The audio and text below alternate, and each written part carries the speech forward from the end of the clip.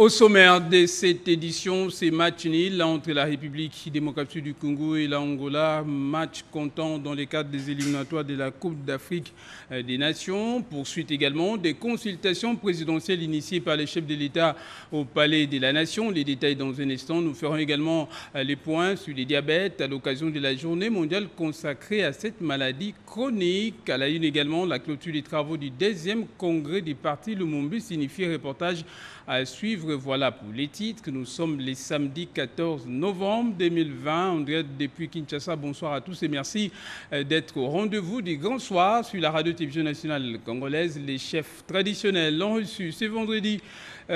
Ont été donc reçus ce vendredi par le président de la République, Félix Antoine Tshisekedi Tshilombo. Ces notables ont saisi cette occasion pour donner au chef de l'État les lectures des faits sur la situation politique actuelle du pays. Bien avant, le président de la République, Félix Antoine Tshisekedi Tshilombo, avait reçu le gouverneur des provinces pour y prendre également part à ces consultations. Reportage.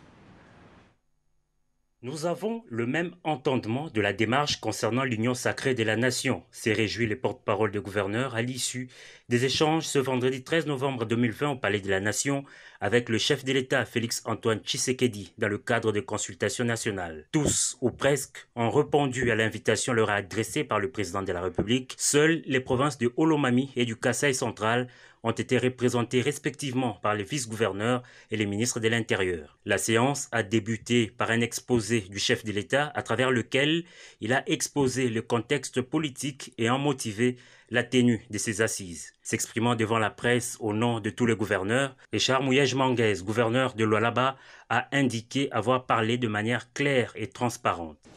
Et nous sommes heureux de constater que nous avons le même entendement de la démarche concernant l'union sacrée de la nation.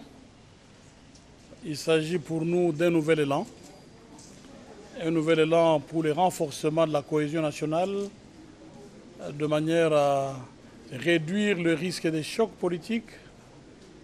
Mais nous sommes aussi d'accord qu'il ne s'agit pas d'une stratégie pour consolider un camp contre un autre ou un camp pour minorer un autre. Nous voudrions que tout ce qui sortira de ces consultations privilégie le bien-être de notre peuple, la paix, l'unité, et que nous puissions ensemble, en regardant dans la même direction, soutenir l'élan de développement. Reçu également ce vendredi, ces représentants des chefs coutumiers ont encouragé le chef de l'État dans sa démarche et lui ont prodigué quelques conseils de coutumiers. Nous lui avons encouragé de persévérer dans les consultations, de continuer à s'ouvrir davantage, sans oublier bien sûr ses anciens partenaires, car il ne faut plus y revenir encore, il faut aller de l'avant pour le développement. Et aussi on a apporté nos conseils sages, afin de soutenir la calmie, la paix, l'insécurité, que nous connaissons, que ça puisse tout se calmer, afin d'aller de l'avant. Le sourire, comme avec le gouverneur de province, a caractérisé le climat de ces différents échanges. Ont été également l'occasion pour les forces politiques et sociales alliées à l'IDPS de réaffirmer leur soutien aux actions du chef de l'État Félix Antoine Tshisekedi Tshilombo et puis l'Ordre national des architectes du Congo, la communauté maraîchère ainsi que le Forum national de la jeunesse ont été également consultés. C'est un reçu signé Guilain Kabalundi, Kazo Kazadi ainsi que Fils Matondo. Reportage. L'union sacrée de la nation peut compter sur le soutien de l'Ordre national des architectes. Conseil technique du gouvernement pour tout ce qui est infrastructure, ces architectes associés au débat par le chef de l'État ont soutenu et appuyé l'idée de la formation d'une autre majorité au pouvoir. Nous ne sommes pas politiques, nous sommes la société civile, mais nous venons en accompagnement des politiciens. Tant qu'il y a quelque chose qui ne va pas entre les politiciens, ça se fait sentir même dans les domaines des infrastructures. Et notre vœu, notre souhait est qu'une autre majorité puisse être formée afin qu'ils puissent épouser la vision du chef de l'État pour le développement de ces pays. Autre soutien de taille à l'union sacrée de la nation, c'est celui des forces politiques et sociales alliées à l'UDPS. Les membres de ce regroupement ont longuement échangé avec le garant de la nation et lui ont soumis leurs propositions dont le contenu n'a pas été révélé à la presse. La primaire a été réservée au chef de l'État. Les alliés de l'IDPS ont présenté leurs options au président de la République et quitte à lui maintenant de les travailler et de rendre ça public devant la nation congolaise. Et c'est là seulement pour l'intérêt supérieur du peuple congolais. Voulues et inclusives, ces consultations se sont étendues à la communauté maraîchère du Congo. Honorés par le président de la République, ces maraîchères lui ont exprimé leur gratitude en poussant des cris de joie dans cette mythique salle du Palais de la Nation.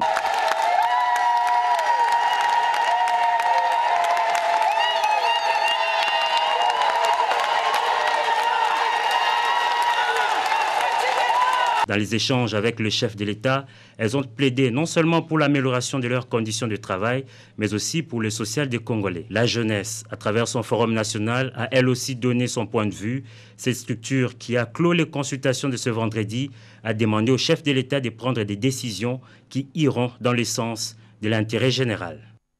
Dans l'actualité également, ensemble, dénonçons et combattons la traite des personnes. C'est le thème de la campagne de sensibilisation contre la traite des êtres humains lancée par l'Agence pour la prévention et la lutte contre la traite des personnes. Et c'est là sous le haut patronage du président de la République, Félix Antoine Tshisekedi Tshilombo, du point avec Blandine Zovo, Kazo Kazadi et Kokou Moulichou.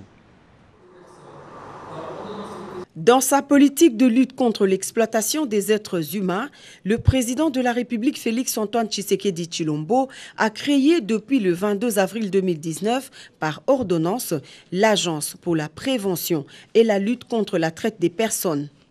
Un service spécialisé de la présidence de la République qui a pour mission de coordonner toutes les interventions de prévention et de lutte contre la traite des personnes. Il s'agit notamment d'identifier les auteurs, d'assurer le suivi au niveau de la justice, de protéger les victimes et de démanteler les différents réseaux de ces criminels. Nicole Boachia, conseillère principale en charge des questions juridiques et administratives, a représenté le chef de l'État à cette cérémonie dont le thème est « Ensemble dénonçons et combattons la traite des personnes », une question qui préoccupe au plus haut point le chef de l'État Félix Tshisekedi. Je lance officiellement en ce jour la campagne nationale de sensibilisation sur la traite des personnes dénommée « Ensemble dénonçons et combattons la traite des personnes ». À travers cette campagne lancée en présence de plusieurs personnalités, la coordinatrice de l'APLTP, maître Cécile Rebecca Kassanda, a déploré l'absence d'une loi spécifique sur la traite des personnes, considérée comme l'un des principaux obstacles à une lutte efficace contre ce phénomène. Nous avons préparé un texte de loi qui a été validé en atelier qui réunissait les experts de la commission technique, de l'agence, des différents ministères, du Parlement, donc des commissions de loi du gouvernement.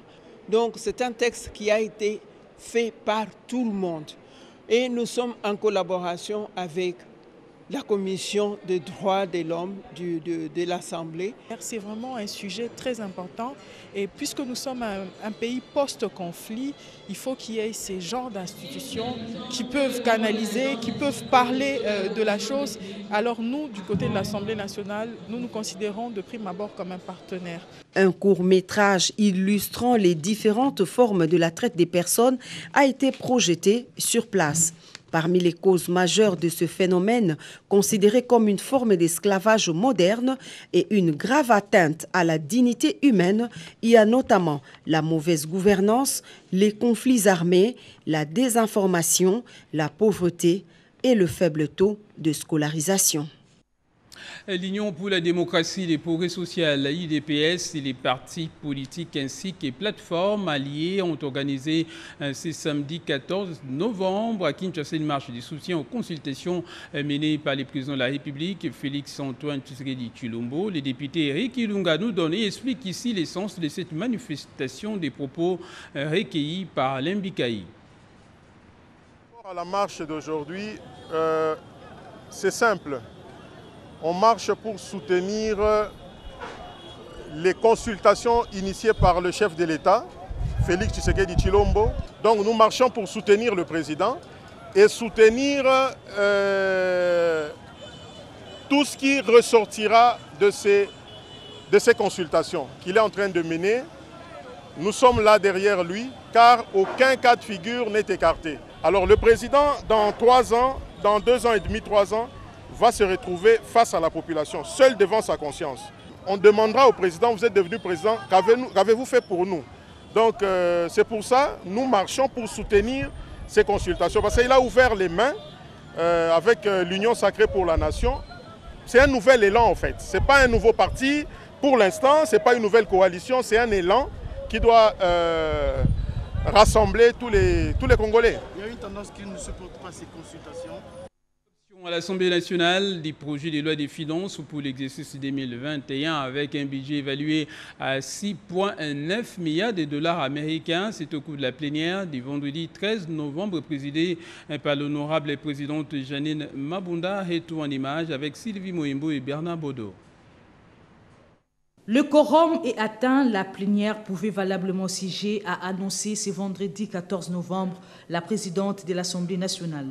Le gouvernement de la République, sous la direction de son Premier ministre, était en place. À l'invitation du speaker de la Chambre basse du Parlement, Janine Mabunda Lioko, le chef du gouvernement, Sylvestre Ilunga Ilukamba, propose 3 axes dont le soubassement repose sur 15 piliers du programme de son gouvernement. La mise en œuvre de cet instrument de gouvernance nécessite la mobilisation d'une enveloppe de 10 milliards de dollars américains.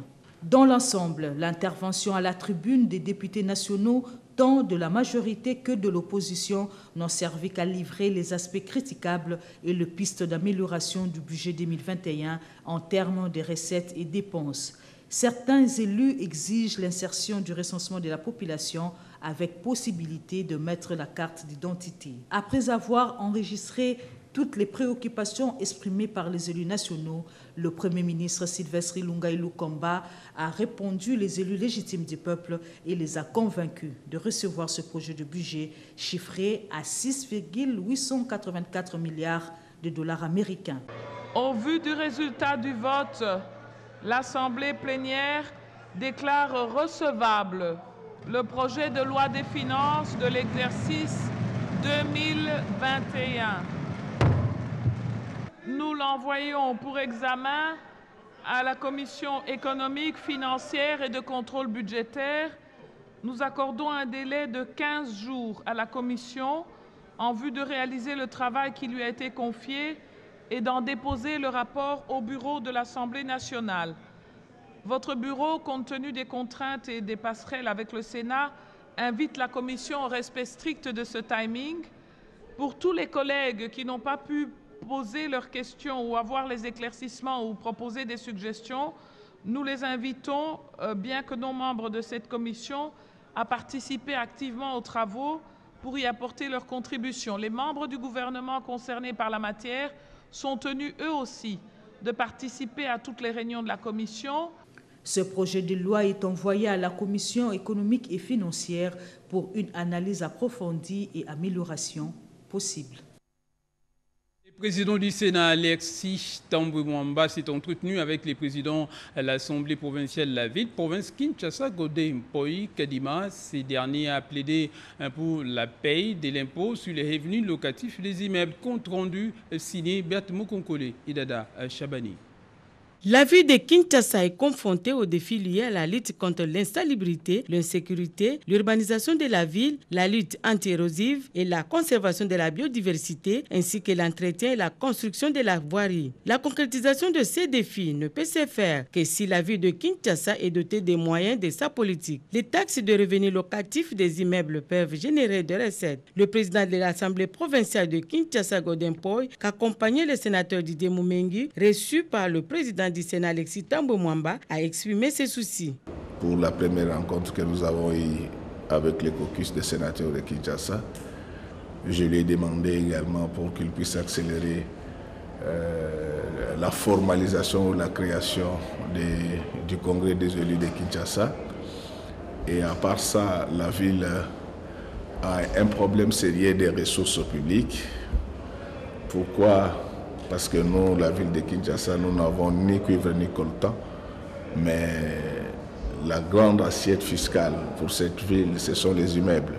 Et comme il s'agit d'une session budgétaire, nous venons plaider la cause des Kinoises et Kinois pour que dans les cadres de cette LOFIP, qu'ils soient intégrés dans les mesures fiscales, que les sociétés immobilières commencent à payer l'impôt sur les revenus locatifs pour être non seulement en syntonie, mais aussi en symphonie avec la Constitution de 2006, parce que maintenant c'est l'état des droits.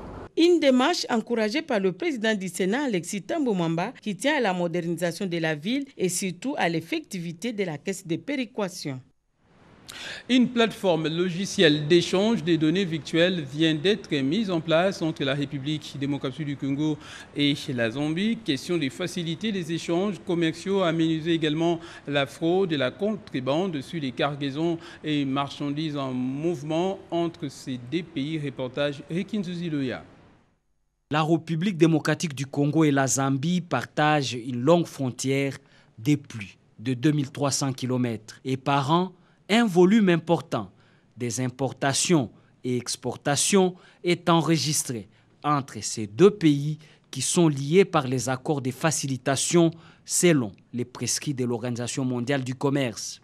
Ainsi, la douane congolaise, par son directeur général Jean-Baptiste Nkongolo Kabila Mouchi, et Zambian Revenue Authority, représenté par son commissaire général, avec la coopération allemande GIZ, vient de lancer par visioconférence l'interface d'échange des données par la voie électronique de leurs administrations à disposer en temps réel de plusieurs éléments d'information sur le flux des marchandises. C'est pour amenuiser la fraude et la contrebande dans nos frontières, disposer en temps réel des informations sur les cargaisons importées à destination de la RDC et ou exportées à destination de la Zambie, renforcer la lutte contre la rupture des charges, être en mesure d'effectuer un contrôle a posteriori des marchandises, permettre la mise en œuvre d'une politique de gestion de risques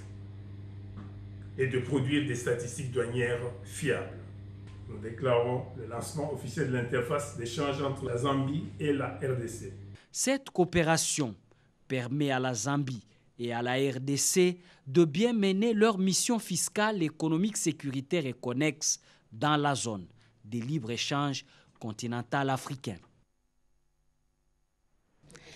La République démocratique du Congo et la République sud-africaine entretiennent des relations de coopération dans plusieurs domaines au bénéfice de leurs populations respectives.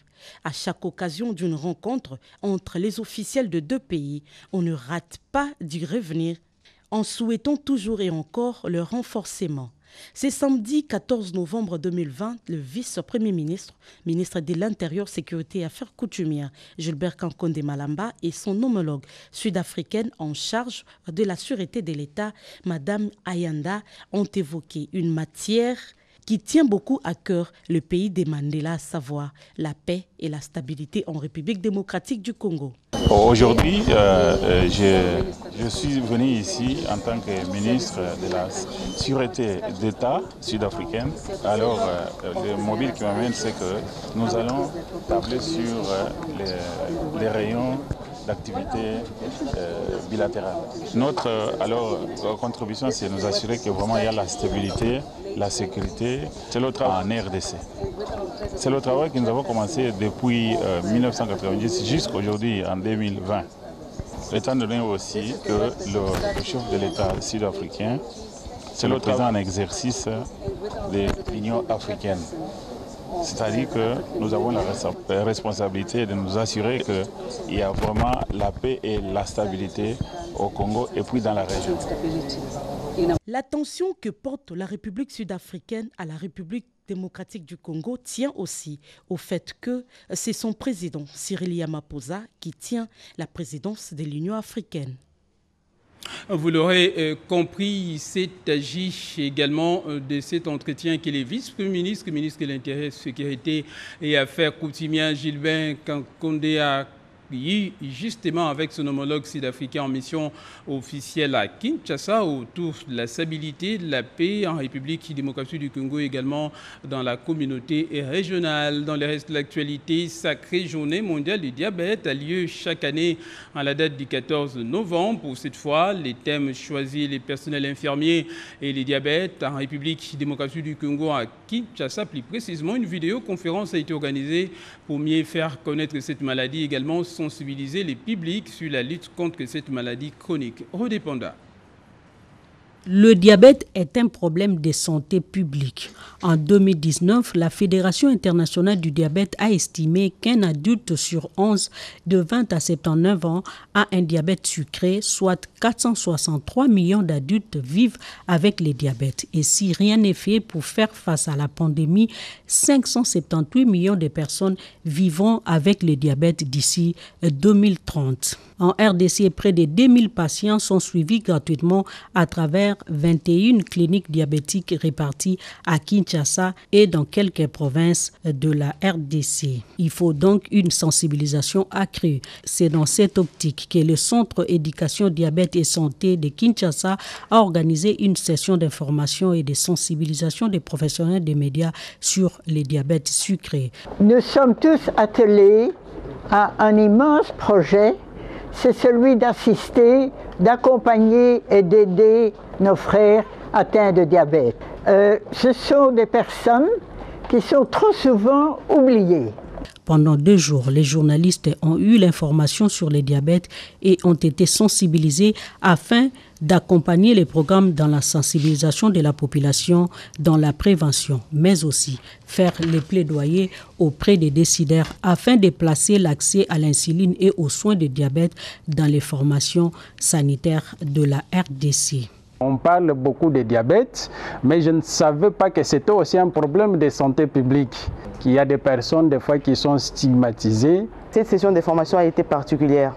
Je n'avais jamais su qu'on pouvait apprendre aux enfants souffrant du diabète comment se piquer, comment contrôler le diabète. Je l'ai appris ici. Une session de formation organisée par le Centre d'éducation diabète et santé avec l'appui des partenaires dont Memisa. Le ministre de la Santé publique, Dr Eteni Longondo, a fait les déplacements à la ville de Bouendé, chef-lieu de la province de Tchouapa, où il séjourne depuis peu. Reportage. Le ministre de la Santé, le Dr Eteni Longondo, reste très actif sur le terrain pour assurer le bien-être de la population.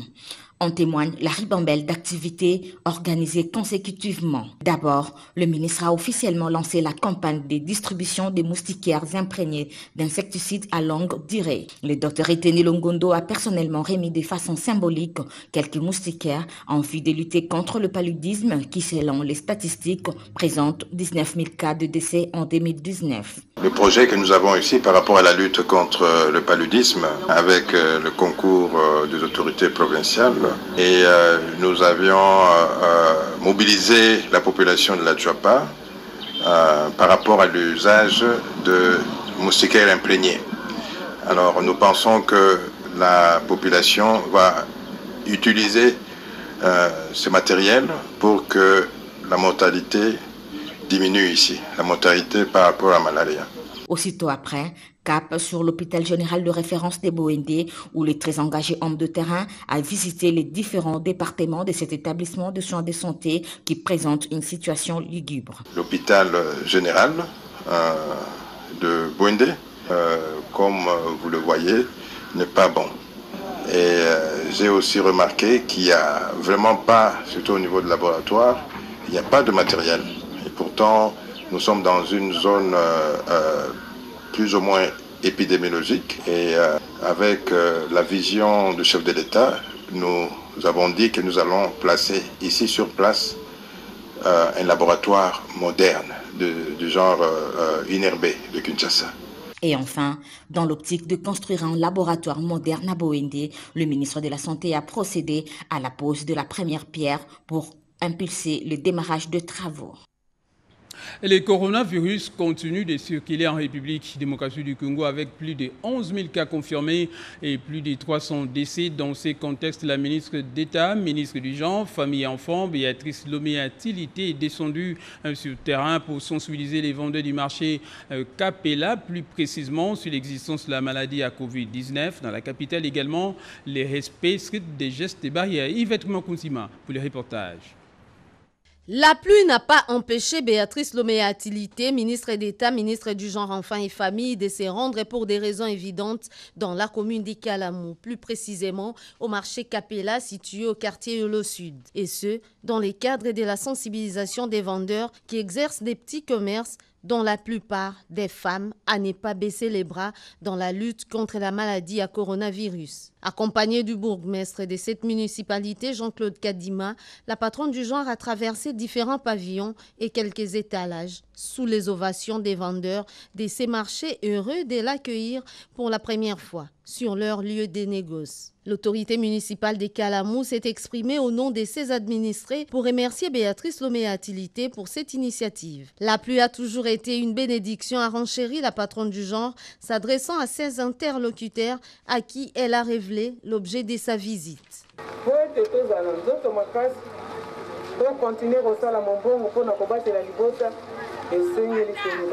Ne vous fiez pas à ceux qui disent que le coronavirus a été vaincu. Cette pandémie est bel et bien réelle et continue à faire des morts. C'est en bonne santé que vous poursuivrez vos activités. S'en est suivi la remise symbolique des masques, geste de la société Vlisco, en présence des responsables des services spécialisés du ministère du Genre, Enfants et Famille. Reconnaissante pour cette alerte et du choix porté sur les marchés Capella, l'administratrice de ces marchés a témoigné sa gratitude en offrant des présents composés des vivres à Béatrice Lomé-Atilité. Tout à fait autre chose. La délégation de l'Union européenne en République démocratique du Congo a présenté au vice-ministre de la Justice une convention relative à la mise en œuvre de la deuxième phase du programme national de réforme de la justice en République démocratique du Congo. Explication Gustave Chibumbu. La délégation de l'Union européenne a présenté au vice-ministre de la Justice la nouvelle convention de financement entre l'Union européenne et la République démocratique du Congo, signée avec le ministre des Finances le 20 mars 2020 et qui s'aligne sur la politique nationale de réforme de la justice. Des montants engagés de 35 millions d'euros sur 5 ans, cet appui se focalise sur le volet infrastructures et activités de terrain. C'est avec un grand plaisir et avec beaucoup de gratitude que nous avons accepté l'invitation de son Excellence à venir lui présenter, à lui et à son équipe, les différents éléments de ce projet dont l'objectif est de garantir l'accès à la justice pour la population congolaise, de garantir une meilleure performance du système judiciaire et un respect des droits humains pour toute la population. Avec Maître Francis Kalombo, l'entretien a tourné autour de la justice dans un état de droit. J'étais en présence d'une personnalité vraiment à l'écoute et préoccupée, surtout par rapport à la situation actuelle du pays et l'état de la justice. Et vous savez que le président de la République il tient beaucoup à la justice, il tient à l'état des droits et aujourd'hui il est le cerveau, le répondant même du gouvernement en ce qui concerne l'état des droits, qui ne doit pas rester un slogan. Il faut que nous puissions le sentir, nous puissions palper, la population en a besoin. Je crois que le monde entier a besoin. Revenant sur la réforme de la justice, Maître Bernard Takei Chengumbi a rassuré ses interlocuteurs de la volonté de son ministère de voir le 2 volets de ce programme démarrer le plus vite possible, son vœu étant celui de mettre les enfants en conflit avec la loi à l'abri de la promiscuité et dans les conditions pouvant favoriser leur réintégration sociale. Parlons justice encore dans ce journal avec cet atelier d'évaluation du plan quinquennal de recrutement et de formation du personnel pénitentiaire 2015-2019. Plus de précisions dans ces reportages de notre confrère de la 2, Gustave Chibumbu. Avec l'appui de l'unité pénitentiaire de la MONUSCO, cet atelier vise à rendre opérationnelle la direction pénitentiaire de l'Institut national de la formation judiciaire INAFORGE, question de la rendre capable de superviser les différentes formations du personnel pénitentiaire. Le secrétaire général du ministère de la Justice, représentant le vice-ministre Georges Mfulu-Mabi, qui a ouvert les travaux, en donne ici l'importance. L'INAFORGE va nous accompagner à mettre en chantier les objectifs du ministère par rapport aux services pénitentiaires. Si on veut redynamiser ces conditions-là, on doit partir par une formation. La MONUSCO, qui vient en appui, explique le mobile de son action. Aujourd'hui, c'est donc notre joie d'appuyer cette institution pour que cette direction pénitentiaire au sein de l'INAFOR soit opérationnelle, avec un plan qui est harmonisé et actualisé, ainsi que des modules bien élaborés. Pour le directeur général de l'INAFORGE, cette évaluation tombe à point nommé. L'atelier ici, c'est justement un travail de mise en cohérence, n'est-ce pas, de ce programme quinquennal en vue d'une formation, de sorte que nous voulons mettre en œuvre le plan que le gouvernement a pu élaborer. Le plan quinquennal 2015-2019 n'a été exécuté qu'à 1%. Il reste donc 76 directeurs de prison, 407 greffiers et secrétaires de prison et 779 surveillants civils et militaires à former. Je vous amène cette fois-ci à Kolwezi, chef-lieu de la province de Lualaba, où séjourne le vice-ministre des Ressources hydrauliques et électricité, Papi Pungu Luamba. Sur place, il a visité la centrale hydroélectrique de Boussanga en pleine construction. Reportage Myrine Deke. Arrivé officiellement en mission dans la province du Lualaba, quoi de plus normal pour le numéro 2 de ressources hydrauliques et électricité, Papi Pungu Luamba, accompagné de quelques responsables de la SNEL SA, de présenter les civilités au gouverneur Richard Mouyej Monguez Mons. Chemin balisé, il a ainsi entamé sa mission par les répartiteurs Lualaba, nouvellement construits par une entreprise minière de la place dans le cadre d'un partenariat public-privé avec la SNEL et mise en service en août 2019. Papi Pungu Luamba s'est aussi rendu à la station de conversion de Kolwezi qui a également subi d'intenses travaux de modernisation. Ces postes qui transforment le courant provenant des centrales hydroélectriques en énergie alternative pour mieux desservir les abonnés de la SNEL et dotés de 2 convertisseurs. Le poste ouest a également réservé un accueil chaleureux au vice-ministre venu s'informer de son fonctionnement. Émerveillé par tous les efforts fournis par le gouvernement, Papi Pungu Luamba a appelé les bénéficiaires à un bon usage et à la protection du patrimoine de la SNEL SA. Je suis scandalisé par les actes de vandalisme dont je constate ici, où les gens s'adonnent à voler le fil qui sont au niveau des pylônes, et ça a des conséquences collatérales plus graves. Je pense que ceux qui le font, ce sont nos frères. Je demande à ce que la population puisse les dénoncer. Message bien capté qui s'inscrit dans la logique du chef de l'État et du Premier ministre qui compte aussi sur le secteur énergétique pour le développement de la RDC.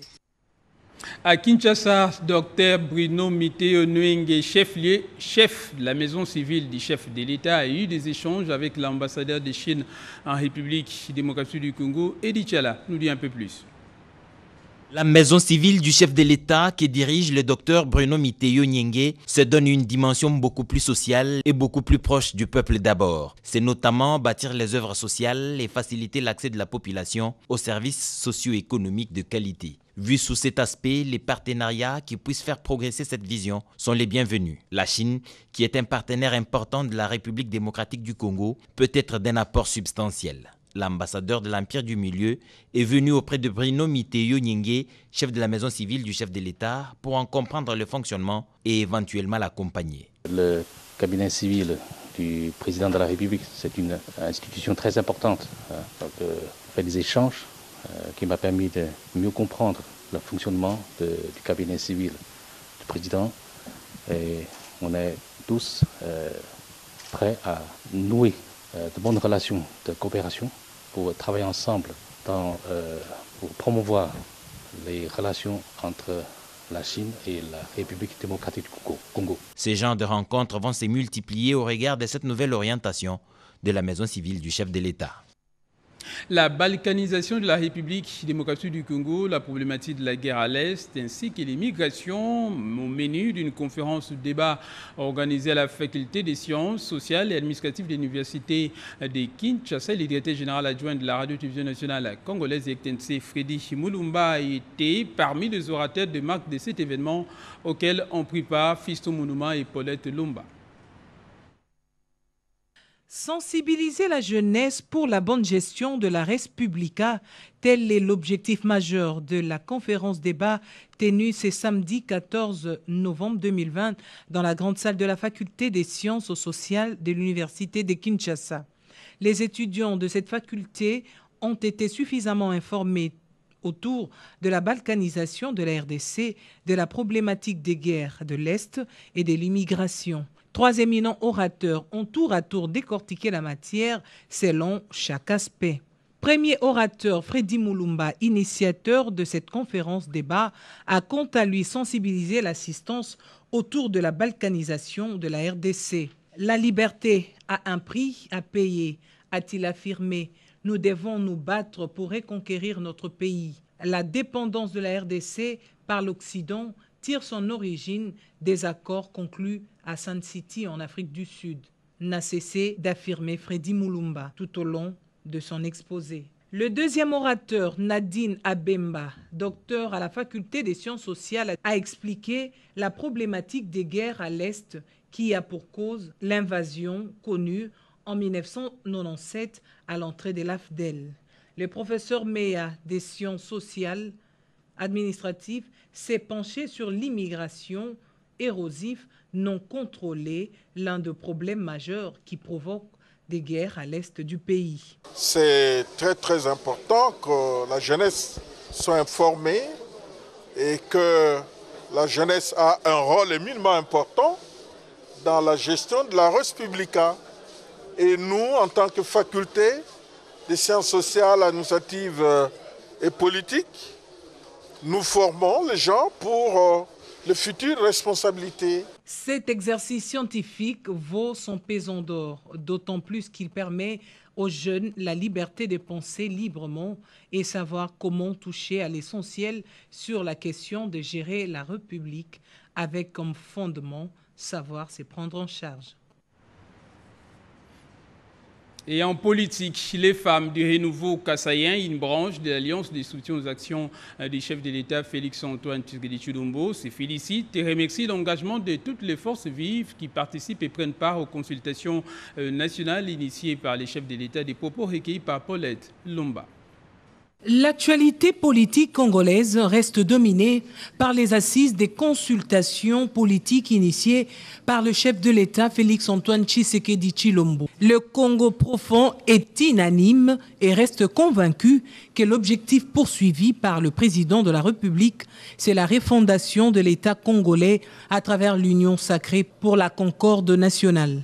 C'est dans ce cadre que les femmes du réseau kassaïen, dans le regroupement de l'association qui soutient les actions du président Félix-Antoine Tshisekedi Tshilombo, Asofachi en sigle, ont réagi. La Constitution de la République est le seul socle pour la refondation de la nation congolaise. 2.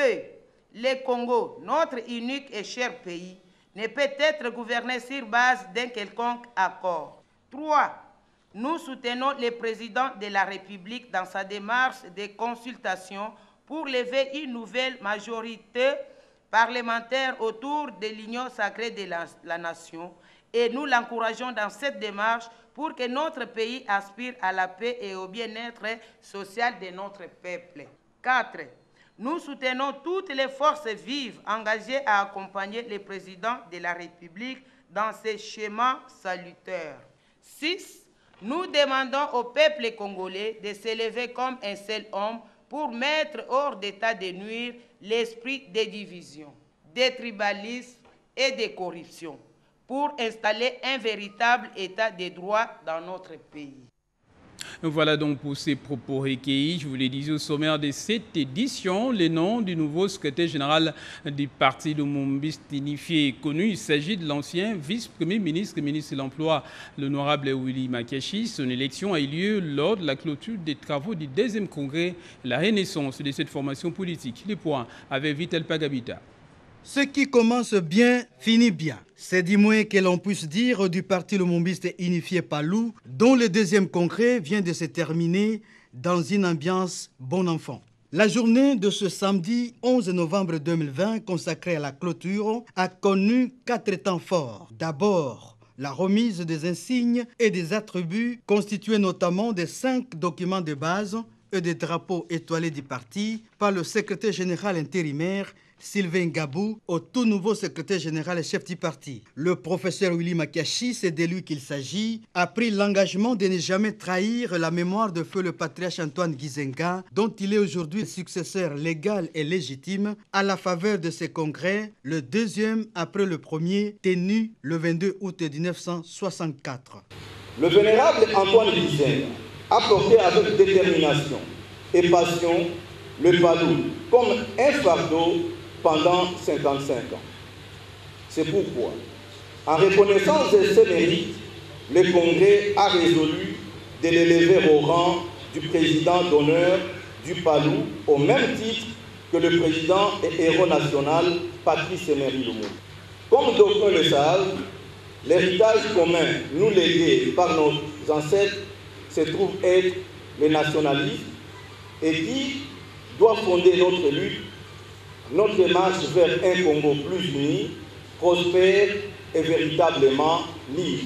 Le nouveau secrétaire général du parti lumumbiste unifié n'a pas manqué de rendre hommage à l'autorité morale du FCC, Joseph Kabila Kabange, au chef de l'État, Félix Antoine Tshisekedi Tshilombo, pour sa contribution financière à la tenue de ce congrès, avant de saluer la présence de tous les partenaires et autres invités, parmi eux l'empereur de l'Empire Lunda, Mwatia. S'en est suivi les mots de soutien du représentant des secrétaires provinciaux qui a promis de déposer leurs mémos pour la bonne marche du parti. Présent à cette grand-messe, le coordonnateur du FCC, Néhémie Mouilagna, a salué l'élection de l'honorable Willy Makiachi à la tête de ce grand parti, le parti lumumbiste unifié. C'est tout à fait naturel parce que la famille politique Front commun pour le Congo a pour soubassement d'abord l'idéologie. Et c'est une idéologie patriotique progressiste, pour ne pas dire nationaliste, progressiste. Et donc l'héritage ne se fait pas de père en fils, mais l'héritage se fait sur cette base-là. De la même manière que Antoine Gizenga avait hérité de Lumumba, Antoine Gizenga de Bandundu Lumumba de Sankuru, c'est de la même manière que Joseph Kabila hérite d'Antoine Gizenga idéologiquement parlant, lui étant Joseph Kabila de Katanga et Antoine Gizenga de Bandundu. Donc, au Front commun pour le Congo, le soubassement idéologique est très important.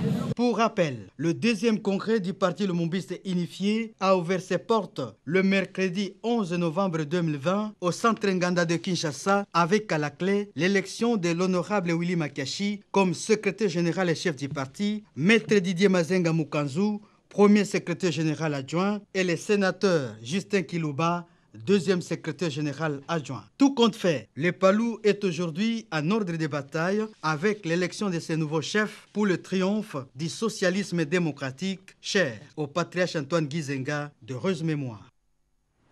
Au Nord Kivu, il séjourne le ministre de la formation professionnelle, métier artisanat, John Tumba, a procédé au lancement du projet d'exploitation du gaz méthane. Un reportage de notre bureau sur place. Bénéficiera bientôt de la production de l'électricité au profit des populations grâce au projet d'exploitation du gaz méthane du lac Kivu. Lors du lancement de ce projet, le ministre de la formation professionnelle, arts et métiers, John Tumba, a appelé la population du Grand Kivu à s'en approprier à travers l'acquisition des compétences dans le centre de formation qui sera érigé en vue de soutenir la vision du chef de l'État qui accorde une place majeure à la main-d'œuvre locale qualifiée qui sera très utile. Ce projet vient avec un centre de formation spécifique pour permettre l'appropriation de ces grands projets par la population du Grand Kivu. C'est votre projet, c'est votre GECAMIN, c'est votre port à l'eau profonde. Vous devez vous en approprier. En présence du gouverneur du Nord et du Sud Kivu et différentes personnalités, l'ambassadeur de la Tunisie, l'un des principaux partenaires, a vivement salué l'exécution de ce projet ambitieux. Le ministre d'État, ministre des Hydrocarbures, a souligné la place prépondérante du dit projet. Jamais, depuis des lustres, le peuple congolais en général et les habitants du Nord Kivu et du Sud Kivu en particulier n'ont été si proches de la concrétisation d'un si important projet. Un projet appelé de tous leurs vœux, un projet d'un intérêt aussi bien économique que sécuritaire. L'autre retombée de l'exécution de ces projets est la formation dont les jeunes seront bénéficiaires. Ce qui explique la remarquable présence de mon estimé collègue, le ministre de Formation professionnelle. La visite du site d'exploitation du projet basé à Kitoukou, à Goma, a sanctionné la clôture du lancement des travaux. La province La Chuapa, désormais bâtiment Pimpanef, construit par la Fondation Vidal, destiné à l'Assemblée provinciale. Cédric Kenina. Un bâtiment imposant au cœur de la ville de Bouendé dans la province de La Chuapa. C'est le nouveau siège de l'Assemblée provinciale construit sur fonds propres de la Fondation Vidal. Députés nationaux, membres du CPCD, sénateurs élus de La Chuapa, le président de l'Assemblée provinciale, le gouverneur de province et les membres de la bienfaitrice Fondation Vidal, venus de Kinshasa, Bouendé a vécu une journée mémorable. Journée de fierté a reconnu l'initiateur de Vidal Fondation, le sénateur Guy Luando-Mboyo, qui compte faire plus pour cette province moins nantie et qui a besoin d'infrastructures. Une jeune province, mais au moins aujourd'hui, ce 14 novembre, cette population a au moins souri, a réalisé qu'ils font quand même partie des 26 provinces de la République démocratique du Congo. Pour nous, c'est un motif de fierté provinciale, un motif d'identité provinciale qui fait partie de cette grande province de la Chuapa. C'est un motif de fierté. Nous, on a fait notre part, comme tant d'autres enfants de la Chuapa, que chacun mette sa main dans la pâte pour construire notre jeune province, la moins nantie, j'insiste. Les sourires que tu vois ici, c'est parce qu'ils ont vu ces bâtiments. Ils n'ont jamais vu ça. C'est la fierté provinciale. Voilà, merci à tout le monde qui est venu, la presse, nos invités. Vous nous avez honorés, les honorables députés, sénateurs, tout le monde qui a accepté de se déplacer. Les bénéficiaires, les présidents de l'organe délibérant provincial et les chefs de l'exécutif provincial sont allés plus loin.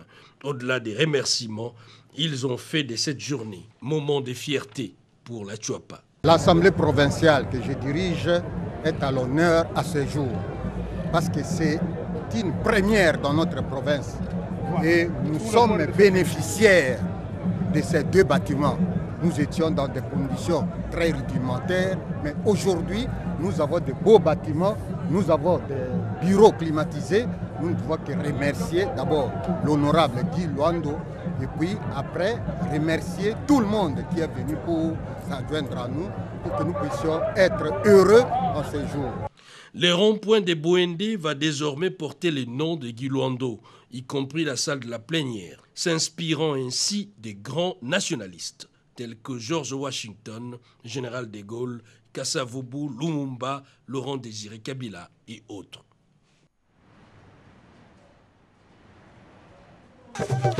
De l'autre côté de la province du Kwilu, le village Mosambo a désormais un centre extra-coutumier. Reportage.